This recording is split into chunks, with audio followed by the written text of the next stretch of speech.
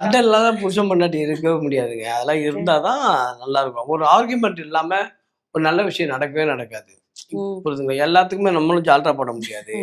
எல்லாத்தையும் அவங்களும் ஓகே நீ பண்றதெல்லாம் ஓகேன்னு சொல்ல முடியாது. இது எப்பவுமே தப்பா தான் இருக்கும். சரி தப்புன்றதுனா தப்பு தான் சொல்லணும். அது இருந்தா தான் கரெக்டா இருக்கும். அதை இவங்க தெளிவாவே பண்ணுவாங்க. நான் ரொம்ப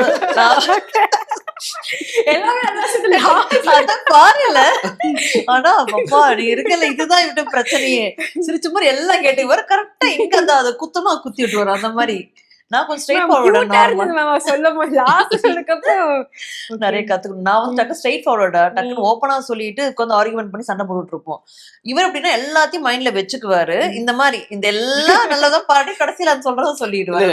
அதுதான் பிளஸ் பாயிண்ட். அவங்க அந்த ஸ்ட்ரெயிட் ஃபார்வர்டுக்காக தான் நான் கல்யாணமே பண்ணிக்கிட்டேன்.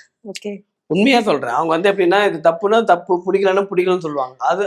அதெல்லாம் பேரும் நம்ம முன்னாடி வந்து நல்லா இல்லைன்னா ஏய் நல்லா இல்லடா அப்படி சொல்லணும்ல. அதெல்லாம் சொல்ல மாட்டேன். இல்ல அது சொன்னாதான் கரெக்டா இருக்கும். இல்ல போட்டு அது அந்த மாதிரி டைப் கிடையாது அவங்க. அதனால எனக்கு அது நானே இது என்ன சொல்றது அத்தான் சொல்லுங்க அத்தான்னு சொல்லி இந்த காலை தொட்டு கும்பிடுறது பண்றது அந்த மாதிரி. அதான் அந்த ஒரு மாதிரி இந்த டிராமாட்டிக்கெல்லாம் நாங்க இருக்க மாட்டோம். நம்ம சினிமாட்டிக்கா சொல்ற மாதிரி அந்த மாதிரிலாம் இருக்க மாட்டோம். ஜென்ரலா 2 பேரும் ஃப்ரெண்ட்ஸ் மாதிரி தான் நாங்க பழகிப்போம். எங்க 2 பேருக்குமே ரொம்ப டீப் க்ளோஸ் ஃப்ரெண்ட்ஸ் எல்லாம் எனக்கு மெயின் கிடையாது. இவருக்கு நிறைய பேர் இருக்காங்க.